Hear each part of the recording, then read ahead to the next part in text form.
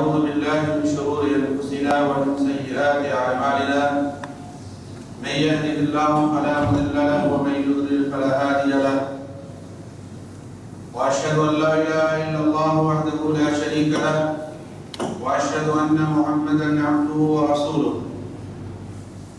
يا أيها الذين آمنوا اتقوا الله حق تقاته ولا تموتن إلا وأنتم مسلمون يا أيها الناس اتقوا ربكم الذي خلقكم من نفس واحدة وخلق منها زوجها وبث منهما رجالا كثيرا ونساء واتقوا الله الذي تساءلون به والأرحام إن الله كان عليكم رقيبا يا أيها الذين آمنوا اتقوا الله وقولوا قولا سديدا يصلح لكم أعمالكم ويغفر لكم ذنوبكم ومن يطع الله ورسوله فقد فاز فوزا عظيما أما بعد فإن خير الحديث كتاب الله وخير الهدي هدي محمد صلى الله عليه وسلم وشر الأمور محدثاتها وكل محدثة بدعة وكل بدعة ضلالة وكل ضلالة في النار. أعوذ بالله السميع العليم من الشيطان الرجيم. بسم الله الرحمن الرحيم. واعبد ربك حتى يأتيك اليقين. رب اشرح لي صدري ويسر لي أمري واحلل عقدة من لساني يفقهوا قولي. سبحانك لا علم لنا إلا ما علمتنا إنك أنت العليم الحكيم. برادران اسلام، اللہ تعالیٰ نے انسانوں میں سب سے پہلے حضرت آدم علیہ السلام کو پیدا فرمایا اور آدم علیہ السلام سے ان کی بیوی حضرت حوا علیہ السلام کو پیدا فرمایا اور ان دونوں سے انسانی آبادی کا سلسلہ اس دنیا میں قائم کیا گیا ہے۔ اللہ رب العالمین تمام مخلوقات کا خالق ہے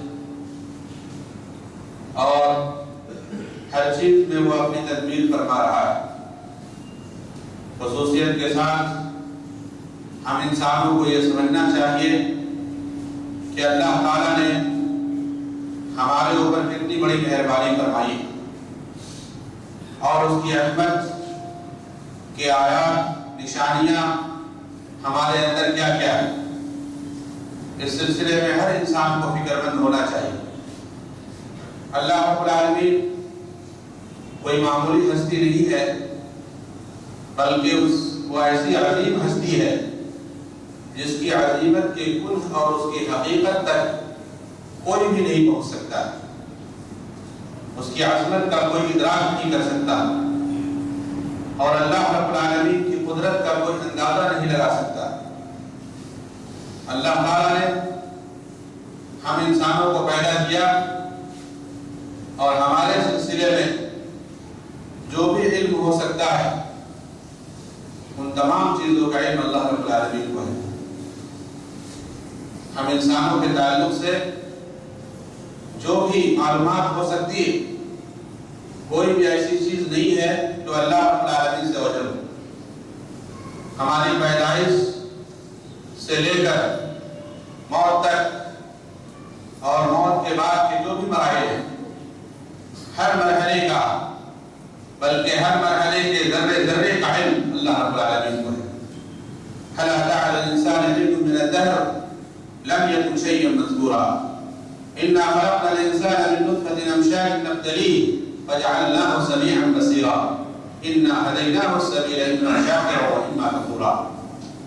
انسانوں پر ایک ایسا مرحلہ بھی آیا ہے کہ اس کا کوئی عطا پتہ کوئی وجود نہیں تھا، اللہ تعالیٰ نے انسان کو وجود بخشا ہے اور انسانی اعضاء کی اس نے تخلیق فرمائی ہے تاکہ وہ ہم انسانوں کو آزمائے اور دیکھیں کہ کون ہم میں اچھا عمل کرنے والا ہے۔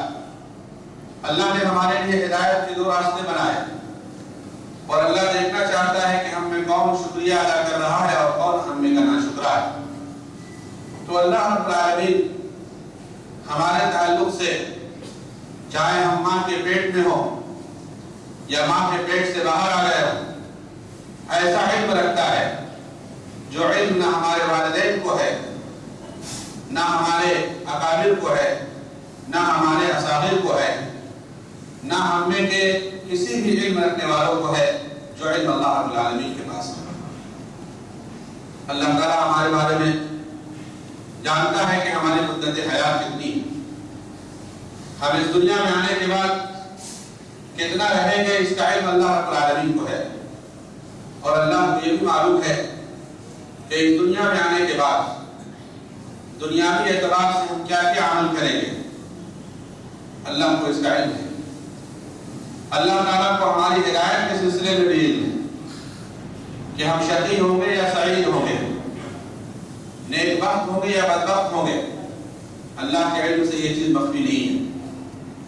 جنتی ہوں گے یا جہنمی ہوں گے، یہ بھی علم اللہ رب العالمین کو ہے۔ لیکن اس کا یہ مطلب نہیں ہے کہ اللہ رب العالمین ہم پر جہنم کو مسلط کر دے گا، بلکہ اللہ تعالیٰ نے ہمیں اختیار دیا ہے اور وہ اپنے فیصلے میں عادل ہے، اس کے فیصلے میں کوئی بھول چوک نہیں ہے۔ اگر وہ ہمارے سلسلے میں جنت کا فیصلہ کیا ہے تو ہم اس جنت کے مستحق بنیں گے، اور اگر ہمارے سلسلے میں اس نے جہنم کا فیصلہ کیا ہے تو ہم اس کے حقیقی سزاوار ہوں گے۔ یہ سارا معاملہ ہماری طرف لوٹتا ہے، ہمارے اعمال کی طرف لوٹتا ہے، ہماری تقدیر کی طرف لوٹتا ہے، اور اللہ رب العالمین ہماری تقدیر کے سلسلے میں حق بیانی ہے، اور عدل و انصاف پر اس کے تمام فیصلے مرتب ہوتے ہیں۔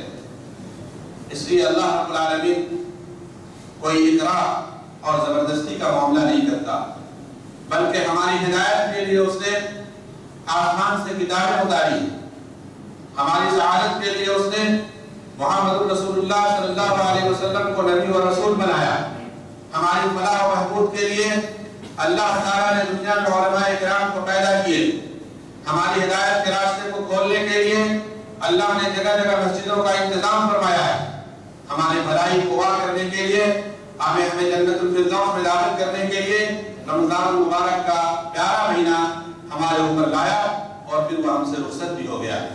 اللہ تعالیٰ بڑا مہربان اور نہایت رحم کرنے والا ہے، وہ ہماری بھلائی چاہتا ہے، ہمیں جنت میں لے جانا چاہتا ہے، ہمارے لیے نیکی کے دروازوں کو کھولنا چاہتا ہے، ہمیں برائیوں سے نکالنا چاہتا ہے، ظلمات اور تاریکیوں سے نکال کر ہدایت کے روشن شاہراہ میں ہمیں کھڑا کرنا چاہتا ہے، ہماری زبان کو پاک اور صاف کرنا چاہتا ہے، ہمارے دل کو طاہر نقی اور بہترین بنانا چاہتا ہے، ہمارے اعضاء کو صاف ستھرا اور بہتر کرنا چاہتا ہے۔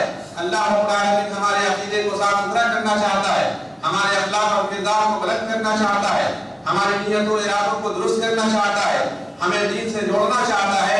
اللہ رب العالمین بڑا مہربان اور نہایت رحم کرنے والا ہے۔ لیکن انسان اگر اپنے دل کے دروازے کو بند کر لے اور اس پر قرآن کریم کی آیات اثر نہ کرے، اللہ کی مہربانی کو وہ سمجھنے کی کوشش نہ کرے، مسجدوں کے رہتے ہوئے مسجد میں آنے کی فکر نہ کرے، نماز کی پابندی نہ کرے، علماء کرام کی موجودگی میں قرآن و حدیث کا وہ علم حاصل نہ کرے، قرآن جیسی عظیم ہدایت اور روشنی والی کتاب کے رہتے ہوئے قرآن کریم کو پڑھنے، اس پر عمل کرنے اور اس کی تعلیمات کو عام کرنے کا جذبہ اپنے اندر نہ رکھے، تو میرے بھائی قصور اللہ کا نہیں، نعوذ باللہ، قصور ہمارا ہے، کوتاہی ہماری طرف سے ہے، سستی اور غفلت کہ ہم شکار ہیں۔ اللہ رب العالمین بڑا مہربان اور نہایت رحم کرنے والا ہے۔ اس لیے اللہ کی عظمت کو سمجھنے کی کوشش کیجیے کہ اللہ رب العالمین ہمارے سلسلے میں ہر چیز کا علم رکھتا ہے، چاہے اس کا تعلق دنیا سے ہو یا اس کا تعلق دین سے ہو، اور اللہ رب العالمین ہمارے سلسلے میں صرف علم ہی نہیں رکھتا ہے، بلکہ وہ ہماری ذات پر پوری قدرت رکھتا ہے، پوری طاقت رکھتا ہے۔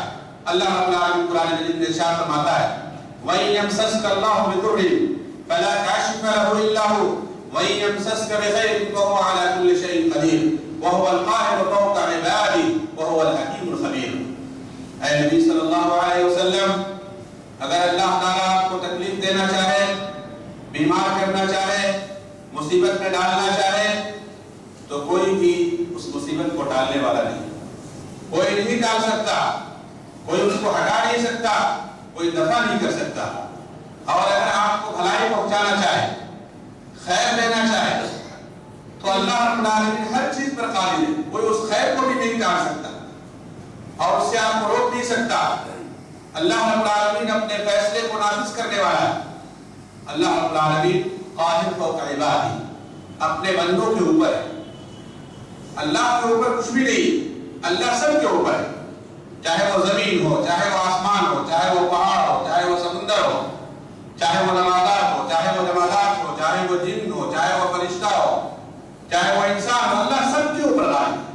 اللہ پر کوئی غالب نہیں ہو سکتا۔ اللہ کی عظمت کا اندازہ لگائیں، اگر اللہ رب العالمین پانی کو حکم دے دے تو موسلا دھار بارش ہوتی رہے، اس پانی کو سوائے اللہ کی کوئی روکنے والا نہیں۔ اگر اللہ تبارک و تعالیٰ آگ نازل کرنا شروع کر دے، دنیا کی کوئی بھی طاقت اس آگ کو نازل ہونے سے روک نہیں سکتی۔ اللہ تعالیٰ اگر ہواؤں کو چلانا چاہے تو اس ہوا کو دنیا کی کوئی طاقت بدل نہیں سکتی، اس کے رخ کو پھیر نہیں سکتی۔ واللہ غالب علی امرہ، اللہ رب العالمین اپنے امر پر غالب ہے۔ اللہ ہم پر کوئی غالب ہے، اللہ بندوں پر غالب ہے، بندوں کے تمام مسائل پر غالب ہے۔ اس لیے میرے بھائیوں، ہمیں اللہ رب العالمین کی عظمت کا اندازہ ہونا چاہیے، اور جس انسان کو اللہ کی عظمت کا اندازہ ہو جائے اس کی توجہ اللہ رب العالمین کی طرف اتنی زیادہ ہوگی کہ وہ ولایت کے مقام پر پہنچ جائے گا اور مسلمانوں میں اپنی ایک شان اور اپنا ایک مقام بنائے گا۔ اس لیے کہ اللہ رب العالمین کی طرف جو بھی بڑھتا ہے، اللہ رب العالمین اس کی طرف بڑھتا ہے۔ اللہ کی طرف اگر کوئی چل کر کے آتا ہے تو حدیث رسول میں کہا گیا، حدیث قدسی میں، کہ اللہ اس کی طرف دوڑ کر کے آتا ہے۔ اللہ بڑا مہربان اور نہایت رحم کرنے والا ہے۔ تو اللہ رب العالمین کی قدرت اور اس کی طاقت کی کوئی انتہا نہیں۔ اللہ رب العالمین کے پاس علم بھی ہے، قدرت بھی ہے، طاقت بھی ہے، اختیار بھی ہے۔ اور نبی کریم محمد رسول اللہ صلی اللہ علیہ وسلم نے اپنی ایک حدیث کے اندر بیان فرمایا کہ اللہ تعالیٰ نے سب سے پہلے قلم کو پیدا کیا ہے، اور اللہ تعالیٰ نے قلم کو کہا لکھو۔ قلم نے کہا میں کیا لکھوں؟ کہا قیامت تک ہونے والی تمام چیزوں کو لکھ ڈالو۔ لوح محفوظ میں بندوں کی تقدیریں سب کی سب لکھی ہوئی ہیں، یہ اللہ کی عظمت کی دلیل ہے۔ اور نبی کریم محمد رسول اللہ صلی اللہ علیہ وسلم نے ارشاد فرمایا، كتب اللہ مقادیر الخلائق قبل ان يخلق السماوات والارض ب50,000 سنہ۔ آسمانوں اور زمین کے پیدا کرنے سے 50,000 سال پہلے اللہ نے تمام بندوں کی تقدیریں لکھ رکھی ہیں، سب کچھ جانتا ہے۔ اس لیے جو ہمارے بارے میں سب کچھ جانتا ہے، جو ہمارے بارے میں علم رکھتا ہے، جو ہمارے بارے میں قدرت اور اختیار رکھتا ہے، فعال لما یرید، اللہ جو چاہے گا وہ ہوگا۔ انما امره اذا اراد شيئا ان يقول له كن فيكون، اللہ کا حکم تو ایسا ہے کہ جب وہ کہتا ہے کہ ہو جا تو وہ چیز ہو جاتی ہے۔ وہ اللہ ایسا ہے، ایسا نہیں کہ اگر کوئی ارادہ کرے تو کہیں دائیں سے بائیں سے اوپر سے نیچے سے کوئی رکاوٹ اس کے سامنے آ جائے اور کوئی سفارش کرنے کے لیے آ جائے، کوئی روکنے کے لیے آ جائے، کوئی پکڑنے کے لیے آ جائے۔ نہیں، آپ ایسا نہیں کر سکتے، نہیں آپ یہ نہیں کر سکتے۔ اللہ رب العالمین کا نہ کوئی روکنے والا ہے، نہ کوئی ٹوکنے والا ہے، نہ کوئی پکڑنے والا ہے، نہ کوئی پوچھنے والا ہے۔ اللہ تعالیٰ نے قرآن مجید میں ارشاد فرمایا، لا یسأل عما یفعل، اللہ جو کرتا ہے اس سے سوال نہیں ہو سکتا، لیکن ہم انسان جو بھی کریں گے ہم سے سوال ہو سکتا ہے، جو بھی کریں گے ہم سے پوچھا جا سکتا ہے، ہماری گرفت ہو سکتی ہے، ہماری پکڑ ہو سکتی ہے۔ اللہ رب العالمین جو بھی کر دے اس سے کوئی پوچھنے والا نہیں، اس لیے کہ وہ اللہ ہے۔ اور اللہ رب العالمین ایسا نہیں کہ ظلم کرتا ہے، وَمَا رَبُّكَ بِظَلَّامٍ لِّلْعَبِيدِ، تمہارا رب کسی پر ظلم نہیں کرتا۔ اگر قوم عاد کو اللہ رب العالمین نے تباہ کیا تو اس لیے کہ وہ اس کے مستحق تھے۔ أَلَمْ تَرَ كَيْفَ فَعَلَ رَبُّكَ بِعَادٍ إِرَمَ ذَاتِ الْعِمَادِ الَّتِي لَمْ يُخْلَقْ مِثْلُهَا فِي الْبِلَادِ، کہ عاد والے اس طرح کی قوم دنیا میں نہیں پیدا ہوئی، اتنی طاقتور قوم جس کو اللہ رب العالمین نے تیز اور تند ہواؤں کے ذریعے ہلاک و برباد کر دیا، غریب سرسری کیا۔ اللہ تعالیٰ نے سورہ حاقہ کے اندر بیان فرمایا کہ تیز اور تند آندھی کے ذریعہ ان کی ساری طاقت کو اللہ رب العالمین نے ختم کر دیا۔ یہ اللہ کی ذات ہے۔ وَثَمُودَ الَّذِينَ جَابُوا الصَّخْرَ بِالْوَادِ، اور قوم ثمود جس کو اللہ رب العالمین نے ہلاک کیا دنیا میں، وہ معمولی قوم نہیں تھی، پتھروں کو تراش تراش کر کے مکانات کی تعمیر کر رہے۔ آج ہمارے پاس الحمدللہ ایک سے ایک مشین ہے، اس طرح کی مشینیں، اس طرح کے آلات اس زمانے میں نہیں تھے۔ اپنے ہاتھوں سے اللہ نے ان کو اتنی طاقت دے رکھی تھی کہ پتھروں کو تراش کر مکانات کی تعمیر کر رہے تھے. وہ قوم سمود جب صالح علیہ السلام کا انہوں نے انکار کیا, ان کی نبوت کا انکار کیا, اللہ کی نعمت کا انکار کیا, تو اللہ رب العالمین کی پکڑ آ گئی. اللہ کی پکڑ کوئی ضروری نہیں ہے کہ ابھی ہم شرک کریں, بدعت کریں, نیکیوں سے پھر جائیں اور اللہ رب العالمین کی اطاعت کے بعد مخالفت پر اتر آئیں اور اللہ کا عذاب فوراً نازل ہو جائے. اللہ بڑا مہربان, نہایت رحم کرنے والا ہے. اللہ چھوٹ دیتا ہے, اللہ موقع دیتا ہے, اللہ رب العالمین ہمیں وقت دیتا ہے تاکہ کل بروز قیامت ہم یہ نہ کہیں کہ اللہ مجھے موقع نہیں ملا, مجھے سمجھنے کا, سوچنے کا, غور و فکر کرنے کا, تیاری کرنے کا, نیکی کرنے کا, نماز پڑھنے کا, روزہ رکھنے کا, ماں باپ کی خدمت کرنے کا, مسجد کی تعمیر کرنے کا, تیرے راستے میں خرچ کرنے کا موقع نہیں ملا. کوئی دنیا کا کوئی بھی انسان اللہ کے سامنے یہ نہیں کہہ سکتا, اس لیے کہ اللہ رب العالمین ہر ایک کو موقع دیتا ہے, ہر ایک کو وقت دیتا ہے. اتنا وقت دیتا ہے جس وقت میں انسان اچھے عمل کر کے اللہ کو راضی کر سکتا ہے, اللہ کو خوش کر سکتا ہے. لیکن کسی کو وقت ملنے کے بعد بھی اگر وہ اللہ کی فرمانبرداری نہ کرے اور اللہ کی ناشکری کرے تو پھر وہ اللہ کے عذاب کا بھی انتظار کرے. تو قوم سمود نے جب اللہ رب العالمین کی نافرمانی کی اور اللہ کے رسول حضرت صالح علیہ السلام کی تکذیب کی تو اللہ نے ان کو عذاب کے اندر دبوچ لیا. وفرعون, اور فرعون کو بھی اللہ رب العالمین نے ہلاک کیا. وثمود الذين جابوا الصخر بالواد وفرعون ذي الاوتاد الذين طغوا في البلاد فاكثروا فيها الفساد فصب عليهم ربك صوت عذاب ان ربك لبالمرصاد. فرعون نے اس نے بچوں کو قتل کیا, دنیا میں ظلم کا بازار گرم کیا, بنی اسرائیل کے ساتھ کیا کیا نہیں کیا فرعون نے. لیکن ایک دن آیا کہ اللہ تعالیٰ نے فرعون اور اس کی تمام جتھوں کو, تمام لشکروں کو, تمام اس کے جنود کو اللہ نے ہلاک و برباد کر دیا اور اسے غرق کر دیا. یہ اللہ رب العالمین کا نظام ہے اس دنیا کے اندر.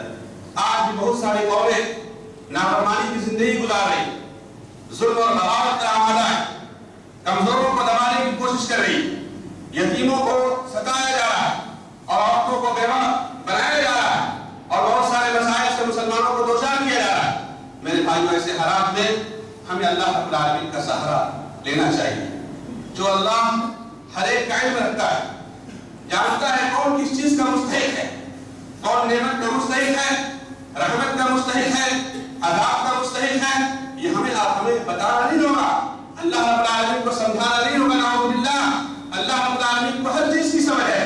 جب قوم ابرہہ نے خانہ کعبہ کی تعمیر کو, خانہ کعبہ کو ڈھانے کے لیے ابرہہ قوم جب آئی تھی, ابرہہ بادشاہ اپنی فوج کو لے کر کے جب آیا تھا تو اللہ رب العالمین نے سورہ فیل کے اندر اس واقعے کو ذکر فرمایا ہے. الم تر کیف فعل ربک بعاد, الم تر کیف فعل ربک باصحاب الفیل الم يجعل كيدهم في تضليل وارسل عليهم طيرا ابابيل ترميهم بحجارة من سجيل فجعلهم كعصف مأكول. ابرہہ آیا بیت اللہ کو ڈھانے کے لیے, لیکن اللہ رب العالمین نے ان پر ابابیل چڑیے کو مسلط کر دیا. چھوٹی چھوٹی چڑیا اور ان کے پنجوں میں چھوٹی چھوٹی کنکریاں اور بم بارود بن کر کے ان کو ہلاک برباد کر دیا. اللہ رب العالمین ہر چیز پر قادر ہے. کوئی بھی شخص یہ نہ سمجھے کہ اللہ نہیں دیکھ رہا ہے, اللہ ہمارے اعمال کو نہیں جانتا, اللہ ہمارے ظلم کو بھی جانتا ہے, ہمارے عدل کو بھی جانتا ہے, ہمارے حق کو بھی جانتا ہے, ہمارے باطن کو بھی جانتا ہے, ہمارے سچ کو بھی جانتا ہے, ہمارے جھوٹ کو بھی جانتا ہے, ہمارے تقوی کو بھی جانتا ہے اور ہماری بدنیتی کو بھی جانتا ہے. اللہ رب العالمین پر کوئی بھی چیز پوشیدہ نہیں. لیکن دیر ہے, دیر ہو رہی ہے, یہ اللہ کا انتظام ہے. ہمیں چاہیے کہ ہم اللہ کی طرف رجوع کریں, تمام حالات میں اللہ رب العالمین کی طرف رجوع کرنے کی کوشش کریں اور اپنے تعلقات کو زیادہ سے زیادہ جوڑنے کی کوشش کریں اللہ تعالیٰ سے. اس لیے کہ اللہ کی طاقت جیسی کوئی طاقت نہیں اور اللہ رب العالمین سے بڑا کوئی نہیں. تبارک اسم ربک ذی الجلال والاکرام, تیرے رب کا نام بہت ہی بابرکت ہے. تیرا رب جلال والا ہے, عظمت والا ہے, کبریائی والا ہے, بزرگی والا ہے, پاکیزگی والا ہے, طہارت والا ہے. تیرے رب سے بڑا کوئی نہیں ہے. اس اللہ رب العالمین کی طرف ہمیں رجوع کرنا چاہیے. رمضان کے مہینے میں الحمدللہ ہم نے رجوع کیا. اللہ کا بہت بڑا احسان ہے کہ اس نے ہمارے دل کو رمضان میں مسجدوں سے جوڑ دیا, عبادت سے جوڑ دیا, قرآن سے جوڑ دیا, نماز سے جوڑ دیا, تلاوت سے جوڑ دیا, صدقہ و خیرات سے جوڑ دیا, ہمدردی غمگساری سے جوڑ دیا. ہر طرح کے خیر کے کاموں میں ہم نے حصہ لیا. یہ محض اللہ کی توفیق اور اس کا کرم ہے. لیکن رمضان کے ختم ہونے کے بعد عبادت کا سلسلہ ختم نہیں ہوا، نیکی کا سلسلہ نہیں ٹوٹا، اللہ رب العالمین کی عظمت کم نہیں ہوئی، بلکہ اس کی شان کبریائی شروع سے جس طرح سے ہے اسی طرح سے آج بھی ہے۔ اور اللہ رب العالمین کے سامنے جھکنا ہی بہت بڑی عبادت ہے، اس سے مانگنا بہت بڑی عبادت ہے، اس سے لو لگانا اور تعلق قائم کرنا یہ بہت بڑی عبادت ہے۔ تو جس طرح رمضان کے مہینے میں الحمدللہ ہم نے اللہ کو یاد کیا، اس طرح رمضان کے گزرنے کے بعد بھی ہمیں صبح و شام اللہ رب العالمین کو یاد کرنا چاہیے۔ جب گھر سے ہم باہر نکلے تو اللہ رب العالمین کا نام لے کر کے نکلے، بسم اللہ توکلت علی اللہ، اللہ کے نام کی مدد سے گھر سے باہر نکل رہا ہوں اور میرا بھروسہ اللہ پر ہی۔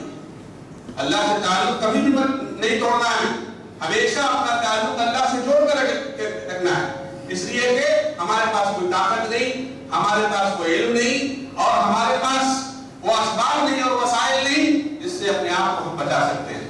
ہمیں بچانے والا، ہماری حفاظت کرنے والا، ہماری مدد کرنے والا اللہ رب العالمین ہے۔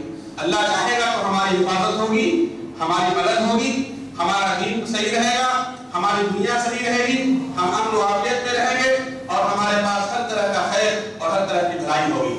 اس لیے ہم جب گھر سے نکلے تو اللہ کا نام لے کر کے نکلے، بسم اللہ توکلت علی اللہ، یہ اپنا معاملہ ہم نے اللہ کے ساتھ جوڑ دیا ہے۔ اور صبح میں ہم اللہ کو یاد کریں، جس طرح سے ہم برابر سنت ادا کیا کرتے تھے، اسی طرح سے ہم گھر میں سنت ادا کریں یا مسجد میں آ کر کے 2 رکعت سنت ادا کریں۔ فجر کی سنت نہ بھولیں، یہ اللہ رب العالمین سے تعلق کے جوڑنے کا بہت بڑا ذریعہ ہے۔ نبی کریم محمد رسول اللہ صلی اللہ علیہ وسلم نے ارشاد فرمایا، رکعتا الفجر خیر من الدنیا وما فیہا، فجر کی 2 رکعت جو سنت مؤکدہ ہے، یہ دنیا اور دنیا کے اندر جتنی بھی چیزیں ہیں ساری چیزوں سے بہتر ہے، ساری چیزوں سے بہتر ہے فجر کی 2 رکعت۔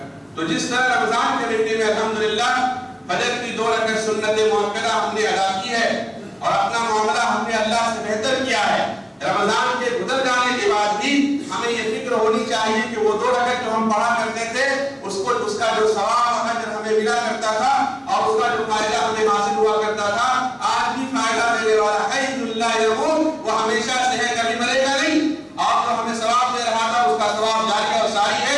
آج بھی ہمیں اس 2 رکعت کا اہتمام کرنا چاہیے اور اس کے بعد ہمیں 2 رکعت فرض نماز پڑھنی چاہیے، جیسا کہ ہمارے نبی محمد رسول اللہ صلی اللہ علیہ وسلم کا عمل رہا ہے۔ اور اللہ تعالیٰ چاہتا ہے مسلمانوں سے کہ مسلمان فرائض کا اہتمام کریں، اس میں کسی بھی طرح کی کوتاہی نہ کریں، غفلت ہو جائے تو غفلت کو فوراً ختم کرنے کی کوشش کریں۔ نبی کریم محمد رسول اللہ صلی اللہ علیہ وسلم نے ارشاد فرمایا، فَإِذَا نَامَ عَنِ الصَّلَاةِ وَغَفَلَ عَنْهَا فَلْيُصَلِّهَا إِذَا ذَكَرَهَا، کہ جب کوئی انسان فجر کی نماز نہیں پڑھا اور وہ سو گیا یا کسی وجہ سے وہ غافل رہ گیا تو اس کو فوراً نماز پڑھنی چاہیے جب یاد آئے۔ بہت سارے بھائی ایسے ہیں جو فجر کے 7 بجے اٹھتے ہیں لیکن نماز نہیں پڑھیں گے، سارا کام کریں گے اور جب ظہر کا وقت ہوگا تو نماز کی قضا کریں گے۔ یہ معمول ہے ہم لوگ، بہت سے لوگ نہیں۔ ہم کو تو سب سے پہلے اپنے اس عمل پر نادم ہونا چاہیے کہ ہمارا 7 بجے اٹھے کیوں، تاکہ دوسرے دن ہم کو یہ احساس ہو اور پھر 7 بجے کے بجائے ہم اول وقت میں نماز ادا کرنے کی کوشش کریں اور جماعت کو پانے کے لیے ہر ممکن کوشش کریں۔ جو بھی ہمارے پاس وسائل ہو سکتے ہیں، الارم جو ہے لگانے کا مسئلہ ہے، اپنی بیوی بچوں کو کہنے کا مسئلہ ہے کہ ہم کو نماز کے لیے اٹھا دینا، گھر میں والدین موجود ہیں ان کو کہہ دینا چاہیے کہ آپ اٹھتے ہیں الحمدللہ ہم کو بھی نماز کے لیے آپ اٹھا دیجیے گا۔ ہر طرح کے وسائل کو اختیار کیا جائے، اس لیے کہ یہ ایسی چیزیں ہیں جو ہمارے تعلقات کو اللہ تعالیٰ سے بہتر بناتے ہیں۔ اور جب تعلق ٹوٹے گا تو کوئی معمولی ذات سے ہمارا تعلق نہیں ٹوٹے گا، اس ذات سے ہمارا تعلق ٹوٹے گا جس کے ہاتھ میں ہمارا نفع بھی ہے، ہمارا نقصان بھی ہے، ہماری دلالت بھی ہے، ہماری ہدایت بھی ہے، ہماری روشنی بھی ہے، ہماری تاریکی بھی ہے، ہماری اولاد کی عزت بھی ہے، ہماری اولاد کی ذلت بھی ہے، جس کے ہاتھ میں ہماری خوشی بھی ہے، ہماری غمی بھی ہے، ہماری بقا بھی ہے، ہمارا دوام بھی ہے، ہماری عزت بھی ہے، ہماری ذلت بھی ہے۔ ہر طرح کے معاملات اس اللہ کے ہاتھ میں۔ کوئی دنیا کا کوئی انسان نہیں ہو، دنیا کا انسان نہیں بلکہ اللہ رب العالمین جو عرش پر مستوی ہے، اس سے جہاں تعلق خراب ہوا، اس سے معاملہ جہاں بگڑا، میرے بھائیو ہماری زندگی کا پیمانہ بگڑ جائے گا، زندگی کا توازن بگڑ جائے گا۔ जिंदगी का निजाम बिगड़ जाएगा। मेरे भाइयों, निजाम अगर पेट का निजाम बिगड़ जाए तो हमको फिक्र होती है, लेकिन जिंदगी का निजाम अगर बिगड़ जाए, हिदायत का निजाम अगर बिगड़ जाए, ईमान का निजाम अगर बिगड़ जाए, अदल और इंसाफ का निजाम अगर बिगड़ जाए तो हमको क्यों नहीं फिक्र होती है? इसलिए कि मामला दुनिया का नहीं है, मामला कब्र का भी है, मामला हश्र का भी है, मामला पुरसरात में गुजरने का भी है, मामला नामे आमाल का भी है। यहाँ सिर्फ नहीं है कि हमने अच्छा खा लिया, अच्छा पहन लिया और अच्छे मकान में रह लिया, मामला हल हो गया। नहीं, ये तो दुनिया के मामला हैं जो काफिर के लिए भी है, मुसलमान के लिए भी है, आलिम के लिए भी है, जाहिल के लिए भी है, सुन्नी के लिए भी है, बिदाती के लिए भी है, सबके लिए दुनिया में है।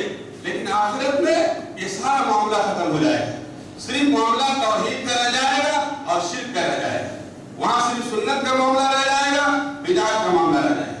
नबी पर कौन ईमान लाया, नबी पर कौन ईमान नहीं लाया, कुरान पर कौन ईमान रखता, कुरान पर कौन ईमान नहीं रखता, अल्लाह को कौन मानता, अल्लाह को कौन नहीं मानता, हिदायत किसके पास, गुमराही किसके पास। अल्लाह रब्बुल आलमीन की मामला इन बुनियादों पर होगा। कितना पैसा आप दुनिया में जमा किए, कहां-कहां आपने जमीनें खरीदी, कितने जामियात और यूनिवर्सिटियों में आपने तालीम दी, इसका मामला वहां पर नहीं होगा, इसका कोई हिसाब किताब नहीं होगा। लेकिन वहां सारा हिसाब और सारा मामला दीन की बुनियाद पर होगा। इसलिए हमें अपने इस निजाम के ताल्लुक से गौर और फिक्र करना चाहिए। मेरे भाइयों, रमजान के महीने में अल्हम्दुलिल्लाह हमने नमाजों का एहतमाम किया है। अल्लाह ताला से हमें ये दुआ करनी चाहिए कि तमाम इबादत में सबसे बड़ी इबादत जो नमाज है, और ये नमाज इंसान को अल्लाह ताला से बहुत ज्यादा जोड़ती है, और ये दिन भर में 5 मरतबा है। दिन भर में बिकुल यौमिन 5 मर्रात, हर दिन 5 मरतबा ये मौका मिलता है कायनात के रब से मिलने का, कायनात के रब से मिलने का 5 मरतबा मौका मिलता है। ये भी उसका इनाम है कि वो अपने दरबार में आपको 5 मरतबा बुला रहा है। चाहे आप गरीब हो, चाहे आप अमीर हो, चाहे आप छोटे हो, चाहे आप बड़े हो, चाहे आप मर्द हो, चाहे आप औरत, चाहे आप जवान हो, चाहे आप बूढ़े हो, चाहे आप कमजोर हो, चाहे आप ताकतवर हो, चाहे आप बादशाह हो, चाहे आप न्याय हो, अल्लाह ताला तमाम लोगों को दावत देता है मेरे दरबार में तुम आओ। और जब अल्लाह के दरबार में कोई पहुंचता है तो कोई जरूरी नहीं कि बादशाह ही रहता है और गरीब ही रहता है, बल्कि कभी कभी उलझ जाता है, गरीब बादशाह हो जाता है और बादशाह गरीब हो जाता है। ये ईमान का मामला है। जिसका ईमान, जिसका तक़वा, जिसका दिल अल्लाह रब्बुल आलमीन की बारगाह से जितना ज्यादा जुड़ेगा, अल्लाह ताला के यहाँ उसका मुकाम उतना ही बुलंद होगा। अला इन्ना औलिया अल्लाह ला खौफुन अलैहिम व ला हुम यहज़नून अल्लज़ीना आमनू व कानू यत्तक़ून। अल्लाह के वलियों के लिए कोई खौफ नहीं है, कोई डर नहीं है, दुनिया में भी नहीं, आखिरत में भी नहीं। और अल्लाह के दोस्त और वली वो लोग हैं जो अल्लाह पर ईमान रखते हैं और अल्लाह से डरते हैं। तो मेरे भाई, ये तक़वा और ये परहेज़गारी होनी चाहिए। हज़रत बिलाल रज़ी अल्लाह तआला अन्हु बहुत काले गलोटे हबशी गुलाम, लेकिन उनका कितना बड़ा मकाम है इस्लाम के अंदर। नबी करीम मोहम्मद रसूलुल्लाह सल्लल्लाहु अलैहि वसल्लम ने जन्नत में उनकी आवाज सुनी। बिलाल रज़ी अल्लाह तआला अन्हु अज़ान देते थे, काबा की छत पर चढ़ करके सबसे पहले अज़ान देने वाले हज़रत बिलाल रज़ी अल्लाह तआला का बड़ा मुकाम है इस्लाम के अंदर। ये मुकाम उनको किस लिए मिला? ईमान की वजह से मिला है, तक़वा की वजह से मिला। तो मेरे भाइयों, नमाज एक ऐसा मामला है, रमजान का महीना चला गया, आइंदा साल ये फर्ज रोजा हमारे ऊपर आए, अल्लाह हयात बख्शेगा, हयात देगा तो आइंदा साल हम इस महीने को देख पाएंगे। लेकिन फर्ज के साथ, फर्ज के अलावा नफली चीजों का भी हमें एहतमाम करना चाहिए। उसी तरीके से ये नमाज का मामला है। नमाज के जो फराइज हैं ये एक साल के बाद नहीं आते, बल्कि हर 2-4 घंटे के बाद ये नमाज आती रहती है। हमें इसका एहतमाम करना चाहिए, इसके बारे में सोचना चाहिए। इसमें जो कोताही हमसे हो रही है, अल्लाह ताला से हमें दुआ करनी चाहिए और अपनी नमाज में खुशू खुजू और खुलूस पैदा करने की कोशिश करनी चाहिए। नबी करीम मोहम्मद रसूलुल्लाह सल्लल्लाहु अलैहि वसल्लम की सुन्नत के मुताबिक हमें नमाज पढ़नी चाहिए। अल्लाह ताला ने कुरान में फरमाया, इन्ना सलात तन्हा अनिल फहशाई वल मुनकर, नमाज फहश बातों को खत्म कर देती है, बुराइयों को खत्म कर देती है। ये नमाज पूरा महीना अल्हम्दुलिल्लाह नमाज पढ़े, तरावीह पढ़े और शब कदर में भी हमने क़यामुल लैल किया, लेकिन जहां रमजान खत्म हुआ, लड़ाई शुरू हो गई, झगड़ा शुरू हो गया, गाली गलौज ज़बान पर आ गए, ग़ीबत शुरू हो गई, चुगली शुरू हो गई, हरामखोरी में मुब्तला हो गए,